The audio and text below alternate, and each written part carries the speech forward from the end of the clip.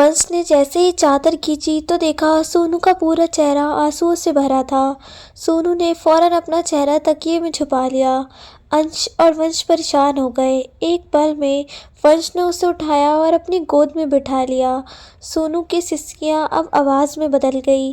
वो फूट फूट कर रो रही थी। अंश ने उसके गाल पकड़कर आंसू साफ किए जो अब भी बहे जा रहे थे। उसने कहा, प्रिंसेस। सोनू ने कोई रिस्पॉन्स नहीं दिया तो अंश ने आगे कुछ नहीं कहा और उसे रोने दिया। कुछ देर बाद जब वो शांत हुई तो वो पानी ले आया और उसे ज़बरदस्ती पानी पिला दिया। वंश कब से उसकी पीठ और सर सहलाकर उसे कंफर्ट किए जा रहा था। अंश ने उसका चेहरा साफ किया और कहा, अब ठीक लग रहा है, मुझे अपने से दूर मत भेजो। आप जो कहोगे मैं करूँगी, पर प्लीज़ दूर मत भेजो, मुझे बहुत ज़्यादा डर लग रहा है। सोनू ने सिसकियाँ लेते हुए कहा, किस बात का डर है तुम्हें? कियारा और कृतिका होंगी ना तुम्हारे साथ। अंश ने कहा, तो सोनू, लेकिन आप दोनों तो नहीं होगे ना। मुझे आप दोनों चाहिए, दूसरा कोई नहीं। आप दोनों के अलावा मुझे किसी से कोई मतलब नहीं। बच्चे, बस कुछ दिन की बात है और हम प्रॉमिस भी तो करते हैं ना, क्या तुम्हें यकीन नहीं? वंश ने कहा तो सोनू चेहरा घुमाकर उसकी तरफ ऊपर देखने लगी। वंश ने उसके बालों पर अपने होंठ रख दिए। अगर ये ज़रूरी ना होता तो हम कभी तुम्हें खुद से दूर नहीं करते, अंश ने समझाया और तब तक समझाता रहा जब तक वो समझ नहीं गई। दोनों ने उसे खाना खिलाया और सुलाया तो सोनू ने कहा उसे आज की रात दोनों के साथ उसकी बाहों में सोना है। पूरी रात एक पल के लिए भी वो ना सोकर उन्हें और उनके प्यार को महसूस करती रही। सुबह सुबह जब दोनों भाई सो गए तो सोनू बेड की क्राउन से पीठ लगाकर बैठी उनके मासूम से चेहरे को देखती रही। उसने अंश के बालों में हाथ फिराकर कहा, अपना प्रॉमिस मत तोड़ना, क्योंकि आप दोनों में से किसी को भी खोने की हिम्मत नहीं है मुझ में। उसने वंश की तरफ देखा और झुकते हुए उसके माथे को चूम लिया। नींद में ही वंश ने उसके कमर पर हाथ डालकर उसे अपनी बाहों में लेना चाहा। सोनू के होठों पर मुस्कान आ गई। वो नीचे सरकते हुए लेट गई तो वंश ने फौरन उसे बाहों में भर लिया। दोपहर के 1 बज रहे थे जब एयरपोर्ट पर सोनू दोनों भाइयों के गले लगी हुई थी। जाते वक्त वो दोनों को उदास नहीं करना चाहती थी, इसलिए उसने अपनी आंखों में एक आंसू तक नहीं आने दिए। दूसरी तरफ किटी, जिसे जाते वक्त भी कुछ ठीक से बताया नहीं जा रहा था, उसकी आंखों में आंसू थे और एक्सेल उसे चुप करा रहा था। कियारा भी शैन के गले लगी और उसके बाद डेविड के। उसने डेविड से कहा, इस बार मेरे भाई पर खरोच भी नहीं आनी चाहिए। वो जैक की तरफ देखती है तो वो डरते हुए हाँ में सर हिला देता है। वो अंश के सामने गई तो अंश ने कहा, ख्याल रखना प्लीज़। कियारा विश्वास के साथ, आप बिल्कुल चिंता मत कीजिए, मैं उनका पूरा ख्याल रखूँगी। वो सबको बाय कर किटी के साथ अंदर जाने लगी, जबकि सोनू अब भी वंश को छोड़ने का नाम नहीं ले रही थी। उसने कहा, जल्दी आना और मैं आपको बहुत मिस करूँगी। वंश ने दूर होकर उसके माथे पर किस किया और उसे जाने के लिए इशारा किया। सोनू ने अंश की तरफ देखा तो वो भी विश्वास दिलाते हुए उसे सीढ़ियों के पास भेज देता है। वंश ने अपना चेहरा दूसरी तरफ घुमा लिया। उसकी आंखों में आंसू थे जो झट से पोंछकर उसने बड़ी सी मुस्कान होठों पर सजाई और मुड़कर सोनू को बाय करने लगा। आखिरी बार सबको देख सोनू अंदर चली गई और कुछ ही देर में जेट से वहाँ से उड़ान भर ली। चेहरे पर उदासी लिए सब लोग मेंशन लौट आए थे। स्टडी रूम में सबको बैठे हुए देख शैन ने कहा, मछली जाल में फंस गई है, अब शिकार पर निकल सकते हैं। अंश और वंश और जैक ने एक दूसरे को देखा और हाँ में गर्दन हिलाई। ना जाने ये जुदाई क्या मोड़ लेती है, लेकिन लड़ाई तो सच में आर या पार की होगी।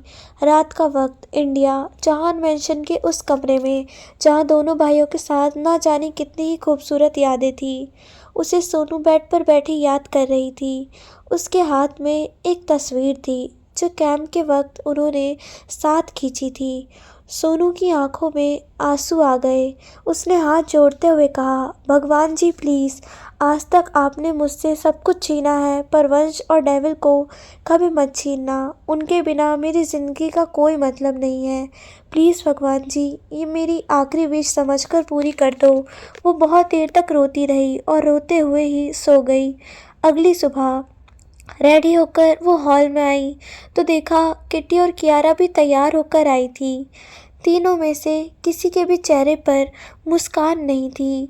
सोनू ने कहा, डेविल का फ़ोन आया था। कियारा ने नाव में गर्दन हिला दी तो सोनू ने कहा, कॉलेज चलते हैं। लेकिन नाश्ता? कियारा ने पूछा। सोनू और किटी एक साथ, भूख नहीं है। वो दरवाजे की तरफ बढ़ी तो कियारा भी उनके पीछे निकल गई। जय वही कॉलेज। कियारा ने पार्किंग में गाड़ी खड़ी की तो सोनू और किटी बाहर आ गई। कियारा ने कहा, मैंने परमिशन ले ली है, मैं आपके साथ ही रहूंगी। सोनू ने कुछ नहीं कहा और किटी के साथ आगे बढ़ी तो कॉलेज के कॉरिडोर में ही उसे एक जाना पहचाना चेहरा दिखा। पहले से परेशान सोनू के चेहरे पर ना जाने क्यों एक नफरत उतर आई। अगर सामने से कुछ कहा जाए तो वो इस बार माफ़ नहीं करेगी, ये तय था। लुक हु इज़ हियर, अपने दोस्तों के बीच घिरी हुई शीतल ने कहा। कियारा तब तक सोनू और किटी के पास आकर खड़ी थी। शीतल खड़ी हो गई और कहा, चौहान एम्पायर की एकलौती क्वीन वापस लौट आई। मुझे तो लगा इतने अमीर लड़कों को फंसाने के बाद तुम्हें पढ़ने की ज़रूरत ही नहीं पड़ेगी। कहीं उन्होंने इस्तेमाल करके छोड़ तो नहीं दिया। सोनू के हाथों की मुट्ठियाँ बन गई। वही कियारा उसकी तरफ गौर से देखते हुए। कौन है ये? सोनू की सौतेली बहन, किटी ने मुंह बिगाड़ कर कहा। कियारा ने अपनी गर्दन हल्की सी टेढ़ी कर कहा, इसे देख लगता नहीं अपने परिवार को खोने का ज़रा भी गम होगा। कैसे होगा? सोनू को ऐसी घटिया बातें कहती है जबकि खुद पैसों के लिए किसी भी लड़के के साथ सोने के लिए तैयार हो जाए। किटी ने कहा, तो कियारा आप दोनों क्लास में जाइए, इसे मैं संभाल लूँगी। सोनू का दिमाग पहले से ही खराब था और शीतल से बहस करके वो ज़्यादा खराब नहीं करना चाहती थी, इसलिए उसने यहाँ से निकलना ही बेहतर समझा। वो जाने लगी तो शीतल एकदम से उसके सामने आकर खड़ी हो गई।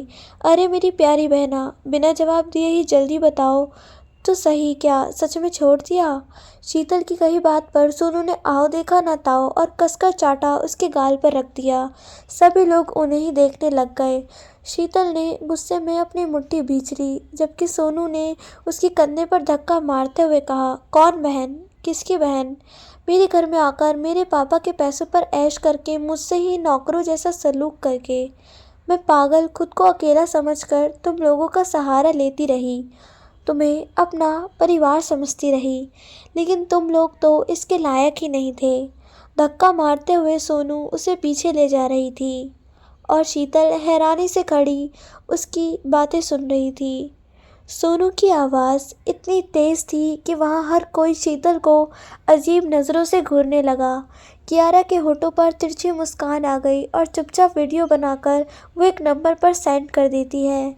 सोनू ने आगे कहा, बहुत कर लिया तुमने और बहुत सह लिया मैंने। ना ही मैं तुमसे डरती हूँ और ना मुझे तुम दबाने की कोशिश करो, वरना फिर से वही हालत कर दूँगी जो पहले की थी।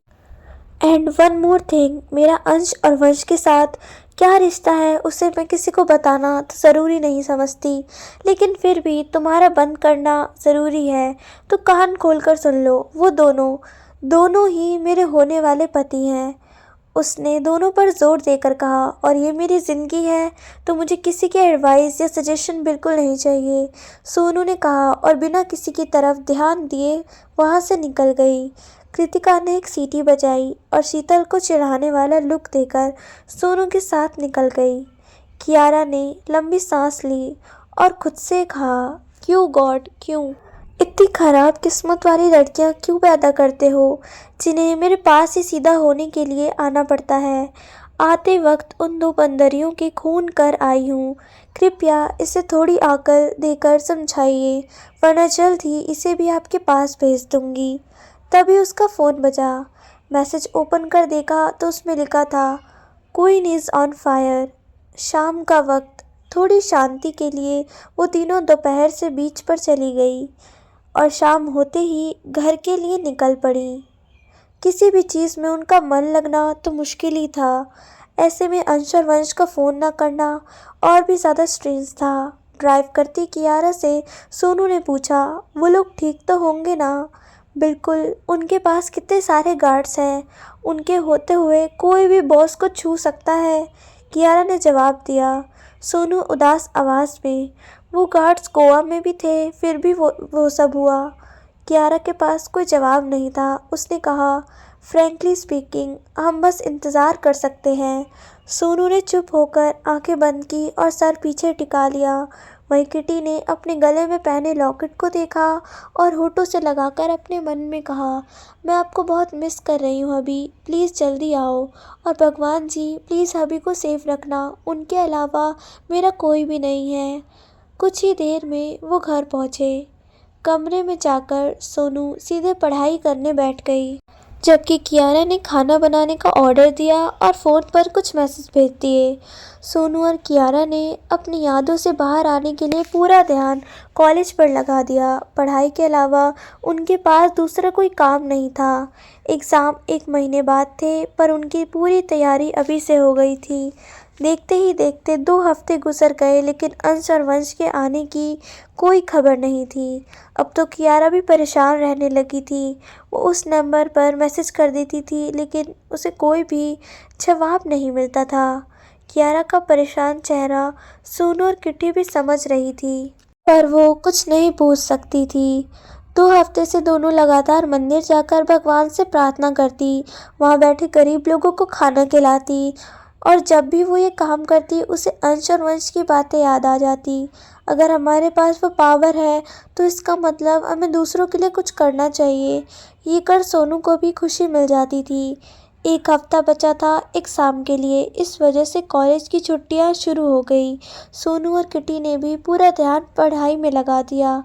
देखते देखते वो हफ्ता भी गुजर गया और एग्ज़ाम शुरू हो गए। सभी पेपर देने के लिए आसान लग रहे थे, क्योंकि टेंशन की वजह से वो इतना पढ़ लेती थी कि अब टॉप भी करना मुश्किल नहीं था। अब आखिरी के 2 पेपर बचे थे। आज का पेपर ख़त्म कर सोनू किटी के साथ जा ही रही थी, उतने में शीतल फिर से सामने आ गई। तुम बास नहीं आओगी ना? सोनू ने कहा और गाड़ी के पास खड़ी कियारा से कहा, आज इसे अच्छे से सबक सिखा दो। कियारा उनकी तरफ आई और शीतल को बालों से पकड़कर गाड़ी के डिक्की में डाल दिया। वो मुड़कर उसके साथ आए दोस्तों की तरफ देखती है तो वो फौरन वहाँ से भाग निकलते हैं। सोनू और किटी आराम से पिछले सीट पर बैठी और फौरन सीट बेल्ट लगा दिए। कियारा ने गाड़ी शुरू कर आगे बढ़ा दी, जो इतनी स्पीड में थी कि वहाँ पूरी जगह धूल उड़ने लगी। दुबई में शाम का वक्त। एक बंद कमरे में शैन आंखों में आंसू लिए सामने लगी स्क्रीन को देख रहा था। उसने एक्सेल और डेविड से कहा, वो तीनों 2 हफ्तों से वहाँ कैद है, इतना टॉर्चर झेल रहे हैं और फिर भी हमें कुछ करने के लिए मना किया। डेविड ने कहा, शांत हो जाओ शैन, बॉस ने कहा है तो सुनना पड़ेगा। शैन ने दोबारा स्क्रीन की तरफ देखा, जिसमें कुर्सी पर अंश बंधा हुआ था, जबकि एक कुर्सी नीचे बिखरी थी जिस पर वंश बंधा हुआ था। वंश बेहोश था और अंश पर भी हल्की बेहोशी छाई थी। जैक उन दोनों से अलग एक कमरे में था, जहां क्लोई उसे बुरी तरह टॉर्चर करती थी। उसका पूरा पागलपन जैक को देख बाहर आ रहा था, जिसे शैन बिल्कुल नहीं देख पाता था। जॉनसन के जाल में फंसने की तो बस एक एक्टिंग थी, जबकि उनके गार्ड्स उस जगह को घेरे कैंप लगाकर बैठे थे। वहीं पर शैन, डेविड और एक्सेल भी थे, जिन्हें बस एक इशारे की ज़रूरत थी। जाने से पहले अंश, वंश और जैक की आंखों में कैमरा लेंस डाली गई थी। कान के पीछे माइक्रोफोन छुपाकर लगाया गया था। वो तीनों अकेले ही गाड़ी में जा रहे थे, जिनकी खबर हेवन मेंशन में मौजूद गार्ड ने जॉनसन को दी थी। तीनों को बीच रास्ते में ही किडनैप कर लिया गया, जबकि वो प्लान उनका खुद का था। अब तक मास्टरमाइंड एक बार भी उनके सामने नहीं आया था, इसलिए वो इतना टॉर्चर हो रहे थे। दुबई, उस अंधेरी और अनजान जगह पर सामने क्लोई के होते हुए भी जैक को समझ पाने के लिए होश में नहीं था।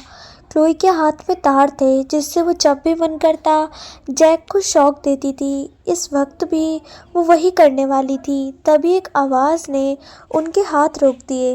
रुक जाओ, जॉनसन ने कहा और एक आदमी को क्लोई को ले जाने के लिए कह दिया। आंखों पर पट्टी होते हुए भी जैक उस आवाज़ को पहचानने की कोशिश कर रहा था।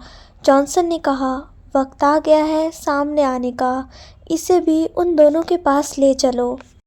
जैक को खोलकर खड़ा किया गया और यहाँ कैंप पर वो आवाज़ें सुनते ही सब तैयार हो गए। एक्सेल ने कहा, अब और इंतज़ार नहीं कर सकते, वो आ गया है।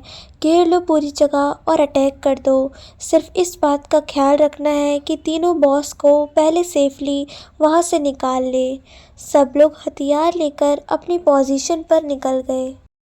मुंबई। कियारा बिना रास्ता देखे ही तेजी से गाड़ी चला रही थी। एक जगह जाकर उसने झटके से ब्रेक लगा दिया। इतनी रश ड्राइविंग होते हुए भी सोनू और किटी मजे से बैठी थी। कियारा उतरकर बाहर आई और गाड़ी की डिक्की खोल दी। शीतल की हालत ऐसी थी जैसे किसी कचरे के डिब्बे से निकल कर आई हो। बाल बिखरे हुए थे और साथ में मेकअप भी। कियारा ने उसे खींचकर बाहर निकाला तो शीतल लड़खड़ा रही थी। उसे अब तक सब घूमता हुआ नजर आ रहा था। कियारा ने कहा, अगली बार कोई सबक नहीं सिखाऊंगी बल्कि सीधा ऊपर पहुंचा दूंगी। मेरी बात अच्छे से समझ लो। शीतल को वहीं छोड़ वो गाड़ी में बैठकर निकल गई। होश आया तो शीतल ने आसपास देखा। वो जंगल के बीच एक सुनसान रास्ते पर खड़ी है। पूरी ताकत से वो चिल्लाई पर वहाँ मदद के लिए कोई भी नहीं था। 2 दिन बाद ना जाने क्यों सोनू का दिल आज जोर जोर से धड़क रहा था। सामने पेपर था, हाथ में पेन, पर लिखने का बिल्कुल मन नहीं था। उसने आंखें बंद कर जोर से सांस ली और पूरा ध्यान लिखने में लगा लिया। अगले 2 घंटे में पूरा पेपर खत्म कर वो क्लास से बाहर आ गई। आज ना जाने क्यों उसे अजीब सा एहसास हो रहा था। उसने सामने घड़ी कियारा की तरफ देखा, जो गाड़ी से पीठ लगाकर आंखें बंद किए खड़ी थी। सोनू भी उसके पास जाकर खड़ी हो गई। उसने कहा, मैंने इतने दिनों से कुछ नहीं पूछा, पर क्या हुआ है? तुम इतनी परेशान क्यों रहती हो? कियारा ने आंखें खोलकर सामने देखते हुए कहा, क्या आपको अंश सर और वंश सर पर भरोसा है? हाँ, सोनू ने बिना कुछ सोचते हुए जवाब दिया। कियारा मुस्कुराई और कहा, अब तक उनकी कोई खबर नहीं आई। अब भी आपको भरोसा है? हाँ, सोनू ने आंखें बंद कर धीमे से कहा, चाहे कुछ भी हो जाए, वो अपना वादा नहीं तोड़ सकते और मेरी ज़िंदगी तो इतनी घटिया रही है कि कुछ भी बुरा होने पर हैरानी नहीं होती। हाँ, अगर डेविल और वंश को कुछ हो जाए तो मैं चैन से मर पाऊंगी। पहले मेरी ज़िंदा रहने की मजबूरी थी, अब कोई मजबूरी नहीं रहेगी। कुछ भी हो, अपनी आखिरी सांस तक मैं दोनों का इंतज़ार कर सकती हूँ। कियारा बस उसे देखती रह गई। कुछ देर बाद किटी आई तो तीनों गाड़ी में बैठ गई। सोनू ने कहा, किसी भीड़ वाली जगह ले चलो जहाँ मुझे अकेला महसूस ना हो। उनकी गाड़ी गेट से बाहर निकलते ही बाहर खड़ी एक गाड़ी उनका पीछा करने लगी। उस गाड़ी में बैठे एक इंसान ने फ़ोन पर कहा, वो निकल चुकी है, हमें क्या करना होगा? सामने से कुछ कहा गया जिसे सुनकर वो चुपचाप गाड़ी का पीछा करने लगी। एक मॉल के अंदर गाड़ी लेकर तीनों एक शॉप में गई और अपनी टेंशन दूर करने के लिए शॉपिंग करना शुरू कर दिया। उसके बाद जी भरकर आइसक्रीम खाई, जो खाते वक्त तो सोनू की आंखों में पानी तक आ जाता। फिर उन्होंने एक सैड मूवी की टिकट ली और अंदर जाकर बैठ गई। देखते ही देखते किटी और सोनू ने एक एक टिश्यू पेपर के बॉक्स ख़त्म कर दिए और कियारा ये सोचती रह गई कि इन्हें रोना किस बात पर आ रहा है। मूवी खत्म होते ही सोनू ने कहा, एक और बार देखें? किटी ने झट से हाँ कह दिया, जबकि कियारा की शक्ल देखने लायक थी। अचानक उसे अजीब सा महसूस हुआ, जैसे सामने दीवार के पीछे कोई उन्हें देख छुप गया है। कब से कियारा नोटिस कर रही थी जैसे कोई उन पर नज़र रखे हुए है। भीड़ का सहारा लेते हुए उसने किटी और सोनू का हाथ पकड़कर कहा, हमें निकलना होगा, शायद कोई पीछा कर रहा है। सोनू और किटी की तो सांसें ही चढ़ गई। छुपते छुपाते वो दोनों को पार्किंग लॉट में ले आई तो उसने देखा उनके पीछे 4 लोग भी आ चुके हैं। तीनों जल्दी से गाड़ी में बैठ गई और गाड़ी रास्ते पर दौड़ा दी। जितना हो सके उतनी तेज़ कियारा गाड़ी चला रही थी, फिर भी वो गाड़ी उनका पीछा नहीं छोड़ रही थी। कियारा उन्हें शहर के चक्कर लगवा रही थी, फिर भी कोई फ़ायदा नहीं हुआ। कियारा ने फ़ोन निकाल कर कहा, हमारे इंटर होते ही गेट लॉक कर देना, कोई पीछा कर रहा है।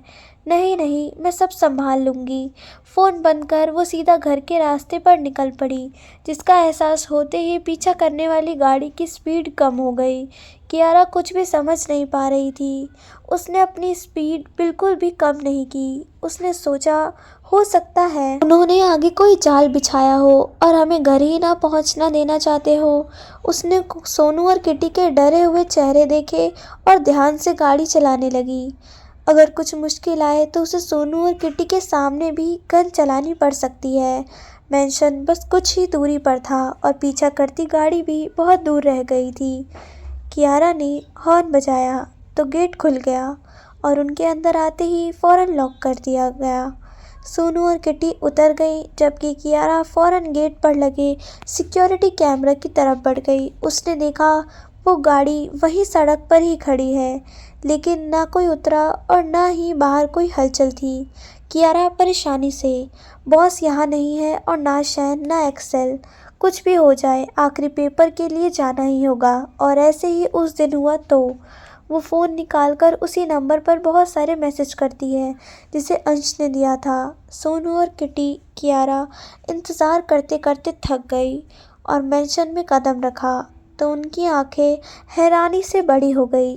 किटी जोर से चिल्लाई और भागते हुए जाकर एक तरफ खड़े एक्सेल से गले लग गई। कियारा भी अंदर आई तो शैन भागते हुए आकर उससे गले लगा।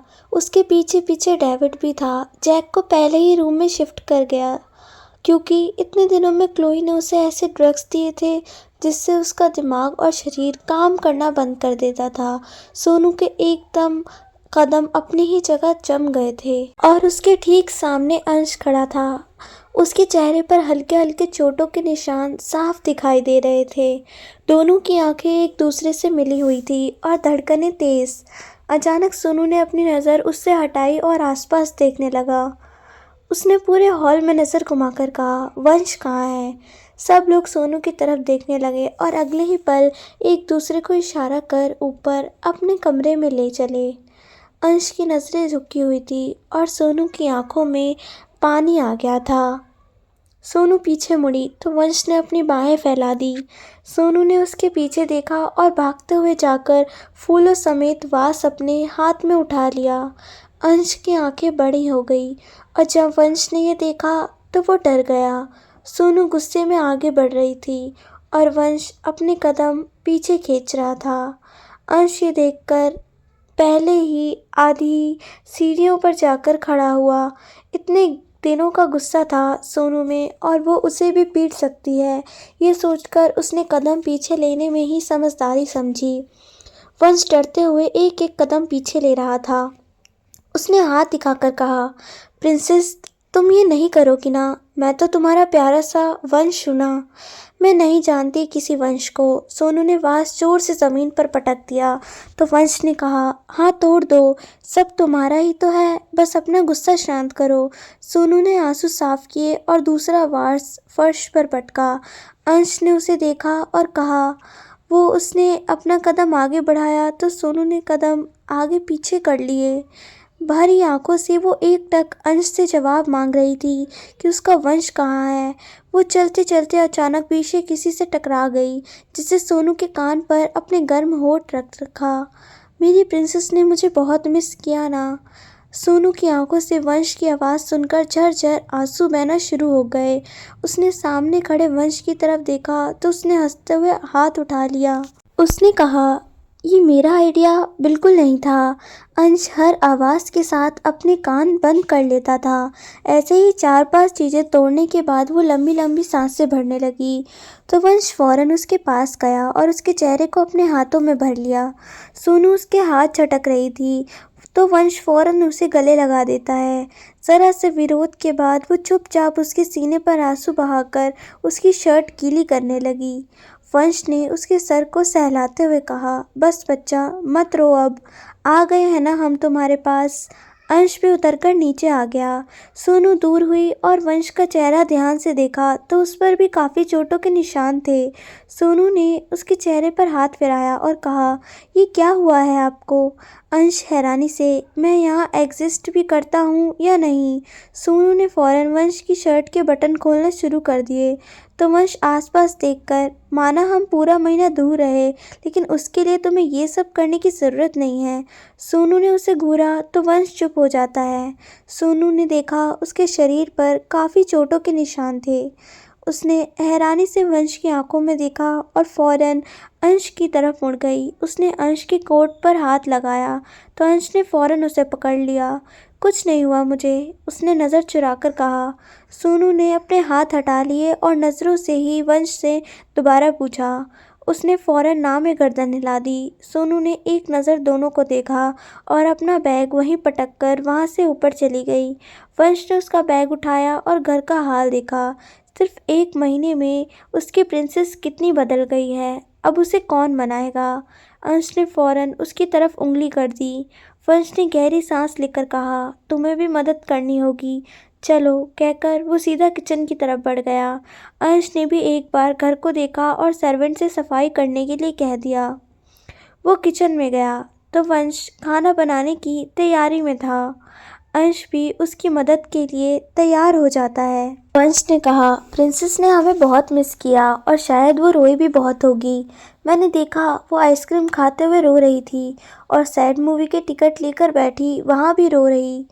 वो गाड़ी मॉल से उनका पीछा कर रही थी तो वंश की ही थी। अंश ने कहा, फाइनली सब खत्म हुआ, अब हम चैन से हमारी प्रिंसेस के साथ रह पाएंगे। वंश ने कहा, हाँ, मैं आज ही लीन को कॉल कर वेडिंग ड्रेसेस घर भेजने के लिए कह देता हूँ। प्रिंसेस का लास्ट पेपर होते ही हम शादी कर लेंगे। अंश ने सहमति दर्शाई। ऊपर कमरे में कियारा, डेविड और शैन से बातें कर रही थी। उसने पूछा, क्या सच में वो तीनों इतने दिनों तक खुद को टॉर्चर करवाते रहे? शैन और डेविड ने हाँ में गर्दन हिलाई। कियारा ने हैरानी के साथ कहा, वो अपने प्लान में इस हद तक रेडी थे, आई डोंट बिलीव। शैन ने उसे बताना शुरू कर दिया। जब जैक को अंश और वंश के रूम में ले जाया गया तो जैक और वंश कुछ भी करने की हालत में नहीं थे, लेकिन अंश पूरी तरह तैयार था। उसकी आंखों से पट्टी हटाते ही सामने उसके जॉनसन खड़ा हुआ था। अंश के होठों पर तिरछी मुस्कान आ गई। उसने कहा, मुझे भूलने नहीं चाहिए था कि हमारे हाथों तुम्हारा पूरा शिप लगा था, जिसमें ना जाने क्या कीमती सामान और तुम्हारे राज छिपे थे। जॉनसन यहाँ उन्हें सरप्राइज करने आया था, पर अंश की बातें सुनकर खुद ही हो गया। उसकी मुस्कान एक पल में गायब हो गई और वो वंश की तरफ गन लेकर बढ़ने लगा। तभी किसी ने उसके हाथ पर गोली चला दी। अंश जोर जोर से हंस रहा था क्योंकि उसके गार्ड्स ने पूरी जगह अपने कंट्रोल में ले ली थी। जॉनसन अपने हाथ से बहते खून को देखकर पागल हो उठा। उसके इतने दिनों की प्लानिंग सब धरी की धरी रह गई। वो आज बच्चों के सामने हारा था, जिसका सदमा वो बर्दाश्त नहीं कर पाया। एक्सेल ने फौरन अंश को छुड़ाया, जबकि डेविड वंश को संभालने चला गया। शैन भी जैक के पास पहुंचा, जो आधी बेहोशी में था। शैन को देख उसने कहा, डोंट वरी बेबी, मैं बिल्कुल ठीक हूँ। शैन ने देखा उसका शरीर काफ़ी ठंडा पड़ चुका था क्योंकि उसके शरीर पर शर्ट मौजूद ही नहीं थी। शैन ने अपना कोट उतारकर उसे पहना दिया और अपने शरीर की गर्मी देने लगा। वहीं जॉनसन ने नीचे पड़ी गन की तरफ देखा और झट से जाकर उठा ली। वो सामने गन पॉइंट करता है, पर उससे पहले ही अंश की गन का वो निशाना था। उसे गोली चलाने का मौका दिए बिना ही अंश ने 6 की 6 गोलियां उसके शरीर में उतार दी। वो तीनों वहां से निकलने लगे तो गार्ड्स क्लोई को भी बाहर ले आए। एक्सेल ने कहा, इसका क्या करना है? ये मुझे चाहिए, शैन ने कहा। तो उसे ले जाया गया। अब उसकी फैमिली का कत्ल वो एक बार के लिए भूल भी गया था, पर उसकी आंखों के सामने जैक के साथ जो टॉर्चर उसने किया वो उसे कैसे भूल सकता था। शैन ने सब बताकर कियारा की तरफ देखा तो वो अपनी गर्दन और हाथ मोड़ रही थी। उसने कहा, आज सोच ही रही थी किसी को दिलो जान से टॉर्चर करूं। शैन और डेविड की ज़ुबान पर ताला लग गया। ये लड़की जब भी मुंह खोलेगी सिर्फ मरने मारने की ही बातें करती है। मुंबई चौहान मैंशन। रात के खाने के लिए सब डाइनिंग टेबल पर आए तो अंश और वंश की मेहनत देख हैरान हो गए। एक से बढ़कर एक डिशेस से टेबल भरा हुआ था। सोनू के आते ही वंश ने उसकी चेयर खींची तो वो बैठ गई। आज उसके चेहरे के एक्सप्रेशन देखकर हर कोई सोच में था। ये दूरियां बहुत कुछ बदलाव कर चली गई हैं। किटी भी एक्सेल से नाराज़ हुई थी कि उसने आखिरी वक्त तक उसे कुछ नहीं बताया और यहाँ आने के बाद एक फ़ोन तक नहीं किया। लेकिन एक्सेल के समझाने और मनाने के बाद वो मान भी गई थी। सोनू भी मान जाती अगर वंश उसके साथ वो मजाक न करता जिसके लिए वो खुद भी अपने आप को कोस रहा था। उसने सोनू के लिए प्लेट लगाई और पहला निवाला उठाकर उसके सामने किया तो सोनू मुंह फेर लेती है। प्रिंसेस प्लीज़, मासूम सी शक्ल बनाकर वंश ने कहा तो एक पल के लिए सोनू भी पिघल गई। पर अगले ही पल उसे वो घटिया मजाक याद आया और उसने वंश का हाथ हटाकर खुद से खाना शुरू कर दिया। मायूस होकर वंश वो निवाला अंश को खिला देता है। अंश भी वंश की वजह से बुरी तरह फंस चुका था। वंश की नादानी में उसने कैसे साथ दे दिया, यही बात सोनू का गुस्सा और बढ़ा रही थी। शैन अपना और जैक का डिनर ऊपर ही ले गया था। उसने जैक को खिलाना चाहा तो उसने कहा, सॉरी, तुमसे अपनी सेवा कर रहा हूँ। अच्छा, अगर मैं आपकी जगह होता तो तब क्या करते आप? शैन ने आंखें छोटी करके कहा तो वो मुस्कुरा दिया और चुपचाप उसके हाथ से खाने लगा। खाना होने के बाद शैन ने उसे दवाई खिलाई और लिटाकर अच्छे से ब्लैंकेट उड़ा दिया। उसने एक सर्वेंट से प्लेट ले जाने को कहा और खुद बुक लेकर जैक के पास बैठा। वो बुक पढ़ने लगा और जैक उसके चेहरे को उसने पिलो से सर उठाकर शैन की गोद में रख दिया। शैन का हाथ भी अपने आप उसके बालों में चलने लगा। खाना खत्म कर सोनू बिना कुछ कहे ही ऊपर चली गई। वंश ने कहा, अब क्या करें? मुझे क्या पता, अंश ने उसे घूरते हुए कहा। वो दोनों भी सोनू के बाद ऊपर चले गए। कियारा सोने जाने के बजाय सीधा बेसमेंट की तरफ बढ़ गई। एक अंधेरे कमरे में जाकर उसने बल्ब जलाया। वो मुड़ी तो क्लोई अजीब सी मुस्कान के साथ उसे देख रही थी। मौत सर पर है फिर भी इतनी खुशी, कियारा ने कहा। भले ही मैं आज मर जाऊं, पर जो जख्म मैंने तुम सबको दिए वो तुम जिंदगी भर नहीं भूल पाओगे। मुझे तो सिर्फ इस बात की खुशी रहेगी कि मैंने तुम तीनों, शैन, कियारा और जैक को तड़पाया है, क्लोई ने गहरी मुस्कान के साथ कहा तो गुस्से में आकर कियारा उसके ऊपर बर्फ का ठंडा पानी फेंक देती है। मौत तो तुम्हें ज़रूर आएगी, लेकिन अपने ज़ख्मों का हिसाब नहीं ले लेती। तब तक तुम्हें तड़पाऊंगी, एक एक पल तुम्हारे लिए 1 साल की तरह बना दूंगी। तुम भीख मांगोगी फिर भी तुम्हें मौत नहीं नसीब होगी। जो तुमने हमारे साथ किया उसकी इतनी सी सज़ा काफ़ी नहीं, लेकिन यहीं पर तुम्हें नर्क के दर्शन नहीं कराए तो मेरा नाम कियारा नहीं, गुस्से के साथ उसने कहा और एक छोटा सा टब उसके सामने रख उसका सर डुबो दिया। अपने हाथ क्लोई ज़मीन पर पटक रही थी, फिर भी कियारा ने उसे नहीं छोड़ा। अंश और वंश कमरे में गए तो देखा सोनू सोफे पर बैठी कुछ कर रही थी। वंश फौरन उसके पास जाकर बैठ गया। सोनू ने बिना कुछ कहे ही हॉट वाटर बैग उसके पेट पर लगा दिया। हल्का सा दर्द वंश के चेहरे पर आ गया था, लेकिन उसने जल्द ही छुपा लिया। सोनू ने अंश की तरफ देखा तो वो भी उसके पास बैठा। सोनू ने दूसरा बैग अंश के पेट पर लगा दिया। वंश ने अचानक टी-शर्ट उतार दी और सोनू की तरफ पीट कर बैठ गया। उसने कहा, यहाँ भी लगाओ। इतने सारे निशान देख सोनू की आंखों में हैरानी के साथ साथ दर्द भी उतर आया। सोनू ने अंश की तरफ देखा तो वो उसके हाथ से बैग लेकर अपने आप को खुद ही लगाने लगा।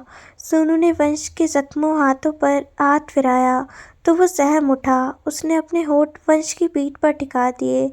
वंश मुस्कुराया और कहा, अगर ऐसे इलाज करोगी तो मैं रोज़ ज़ख्मी होकर आऊँगा, लेकिन मैं आपको ज़ख्मी नहीं देखना चाहती, सोनू ने कहा और उसकी पीठ से अपना चेहरा लगाकर हाथ पेट पर लपेट लिए। चिंता मत करो, ये जल्द ही भर जाएंगे। वंश सीधा होकर उसे सीने से लगाते हुए कहता है, मुझे माफ़ कर दो, मैंने इतना गंदा मजाक किया। सोनू ने कुछ नहीं कहा, बस आंखें बंद किए उसके सीने से लगी रही। कुछ कहो ना प्रिंसेस, तुम्हारी प्यारी प्यारी बातें और आवाज़ सुनने के लिए कान तरस गए थे। वंश ने उसके सर को सहलाते हुए कहा, मैंने आप दोनों को बहुत याद किया। सोनू दूर होकर बारी बारी उन्हें देख कहती है।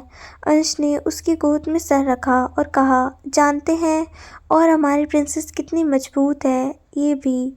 वंश ने उसके कंधे पर सर टिकाया तो सोनू एक हाथ वंश के चेहरे पर और दूसरा अंश के सर पर हाथ रख देती है। उसने कहा, आपने कहा था जब आप आओगे तो हम शादी करेंगे। हाँ, वंश ने सर उठाकर कहा, पहले ये बताओ तुम अपनी शादी कहाँ करना चाहती हो? मतलब यहाँ या दुबई में?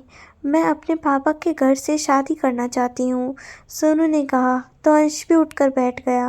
भले ही वहाँ मेरी सिर्फ बुरी यादें रही हैं, पर मुझे इतना याद है कि वहाँ मेरे पापा रहते थे।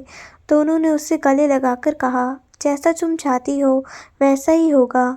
सोनू उदासी छोड़कर मुस्कुराने लगी।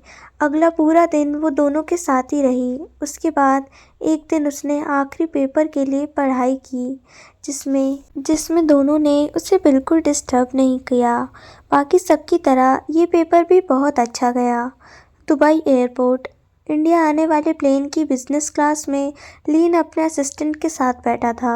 उसने चिढ़ते हुए कहा, ये लड़के भी ना इतनी जल्दी जल्दी मुझे आने के लिए कह दिया, पल पल इनके प्लान बदलते रहते हैं। इसी बीच उसका हाथ दूसरी तरफ अपने पास बैठे लड़के को जोर से लग गया।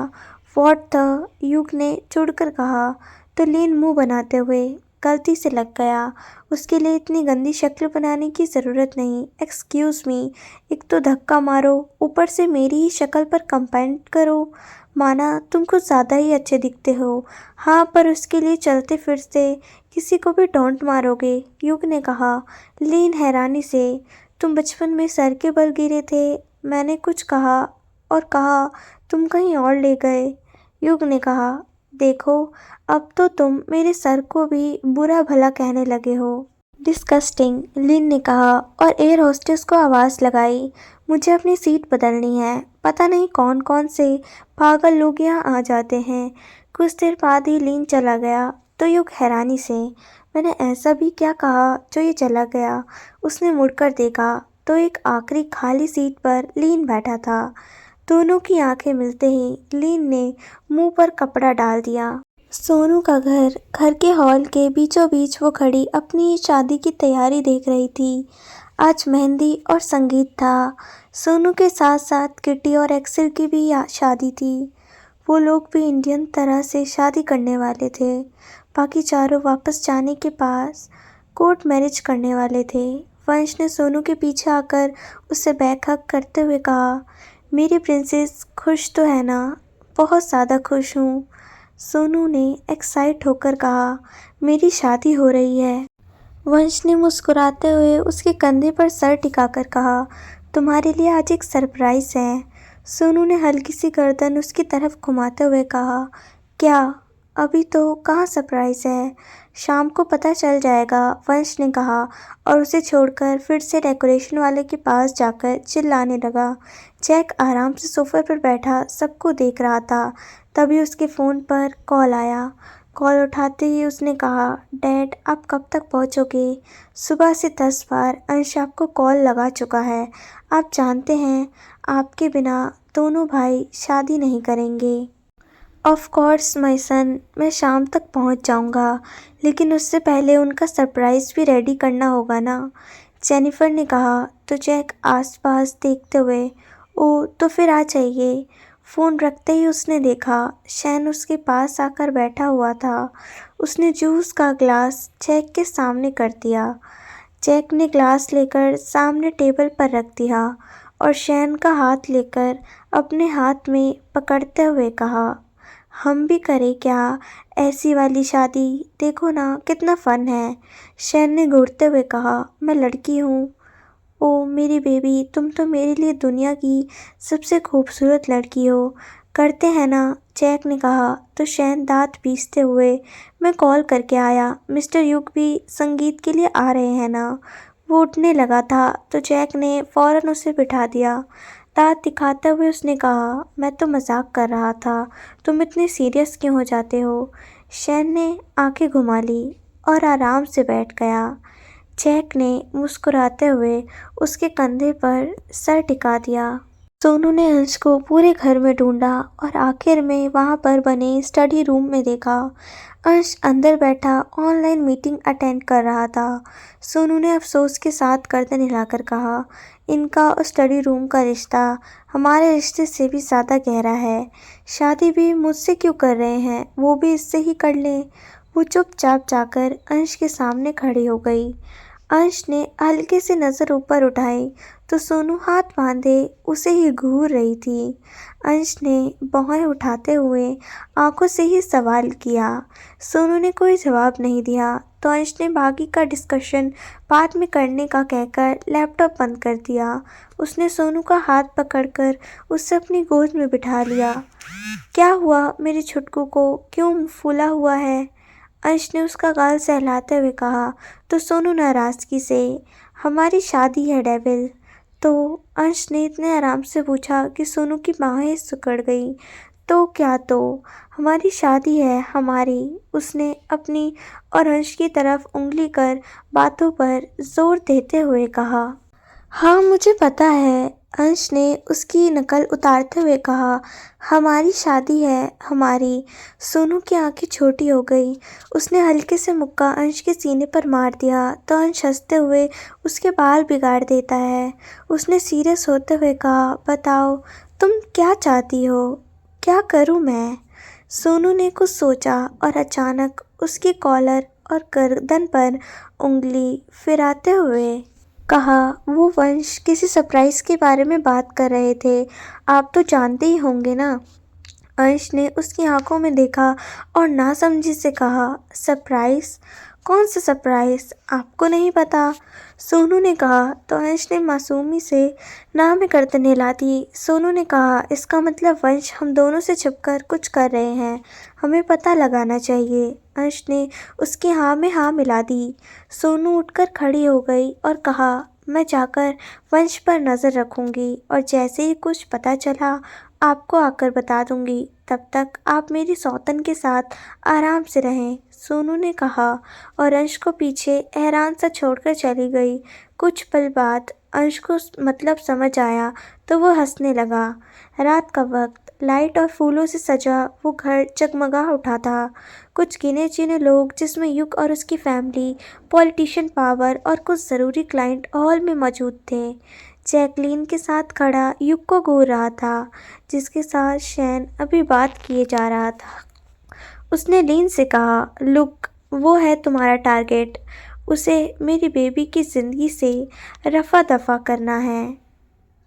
लीन ने ध्यान से युग को देखा और अचानक कहा, वॉट, ये सर के बल गिरा इंसान, नो वे, तुम मुझे बुर्ज खलीफा से फेंक दो, मैं मान जाऊंगा, लेकिन इसके साथ माथा फोड़ना मुझसे नहीं होगा। जैक ने उसे कुछ भी और कहने देने से पहले हाथ पकड़ उनके पास ले गया।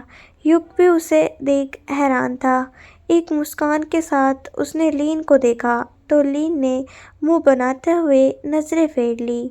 Meet my designer come friend Lynn. Jack ने युग की तरफ देखा तो कहा। उसने लीन के सामने हाथ बढ़ा लिया। लीन ने कहा, वॉट एवर। उसके हाथ पर उल्टा हाथ मारकर वो जैक को घूरते हुए देखता है। जैक ने शैन का हाथ पकड़कर कहा, हमें अरेंज मैटर्स देखने के लिए जाना है, आप दोनों एक दूसरे को कंपनी दे सकते हैं। वो शैन को लेकर निकल गया और लीन हाथ की मुट्ठी बनाकर उसे मारने को हुआ। उसी वक्त पूरे हॉल की लाइट ऑफ हुई और एक फोकस सीढ़ियों पर हुआ।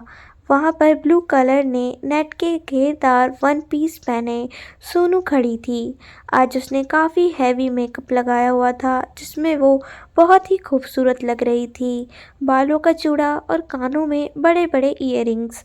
पूरे हॉल में मौजूद लोगों की नज़रें उसी की तरफ बनी थी और उसकी नज़रें पूरे हॉल में दो लोगों को ही ढूंढ रही थी। तभी उसके पीछे से किटी निकल कर आई, जिसने सोनू की ही तरह पिंक कलर का ड्रेस पहना हुआ था। वो भी खूबसूरती के मामले में कम नहीं थी। कियारा, जो कि नी लेंथ ड्रेस में थी, वो सीढ़ियाँ चढ़कर ऊपर आई और दोनों लड़कियों का हाथ पकड़कर उसने सोनू और किटी को एक जगह बिठा दिया, जहाँ काफ़ी सारे गद्दे बिछाए हुए थे। वहाँ पर कुछ मेहंदी वाली भी बैठी हुई थी। किटी को भी एक्सेल वहीं कहीं दिखाई नहीं दे रहा था। दोनों ने कियारा की तरफ सवालिया नज़रों से देखा तो उसने अपने कंधे उठा दिए। उसी वक्त फिर से हॉल की लाइट बंद हो गई और गाना बजने लगा। अंश और वंश ने सोनू के सामने एंट्री ली। उन दोनों ने भी सोनू से मैचिंग ब्लू कलर की शेरवानी पहनी हुई थी। किटी के पीछे से एक्सेल निकल कर आया तो वो हल्का सा चौंक गई। उसने पिंक कलर की शेरवानी पहनी थी और तीनों ही लड़के कमाल के लग रहे थे। यही सोनू के लिए सरप्राइज था कि वंश के साथ साथ उसका डेविल भी आज पीछे नहीं था। सोनू के होठों पर गहरी मुस्कान खिल गई। जैक, डेविड, शेन, युग और लीन भी उनके साथ डांस में शामिल हो चुके थे। वंश ने सोनू को अपने पास खींचकर गोल घुमा दिया। अंश ने भी सोनू को राउंड में घुमाते हुए हल्का सा झुका दिया। एक्सेल ने किटी को बाहों में भरते हुए गाया, मुझसे शादी करोगी, सभी एक साथ। अंश और वंश ने साथ में गाया तो सोनू शर्मा गई। वो दोनों उसको राउंड घुमा रहे थे। एक्सेल ने उसे एकदम से गोद में उठाकर कहा तो किटी शॉक हो गई। अचानक म्यूजिक बंद हुआ तो सब डीजे की तरफ देखने लग गए। उसी वक्त लाइट भी चली गई और हॉल में एक खतरनाक आवाज़ गूंज उठी। आप जानना चाहते हैं कि वो खतरनाक आवाज़ आखिरकार थी किसकी और आखिर उस हॉल में अचानक से लाइट क्यों चली गई? आगे की कहानी पूरी सुनने के लिए चैनल को सब्सक्राइब करें, वीडियो को लाइक, कमेंट और शेयर ज़रूर करें।